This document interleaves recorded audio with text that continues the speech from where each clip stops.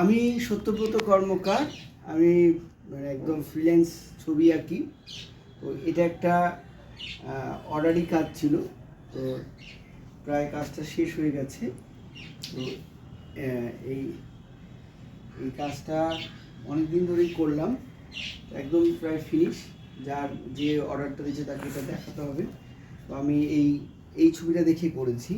এটা হেমেন্দ্রনাথ মজুমদারের, তার উপরে বইটা তারই আঁকা ছবি। ঠিক ওই রঙগুলো, ওই টোনগুলোকে ব্যবহার করা হয়েছে।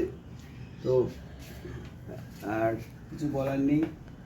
তো যারা দেখছো ছবিটা কেমন হয়েছে একটুখানি লাইক, শেয়ার, কমেন্টস করো।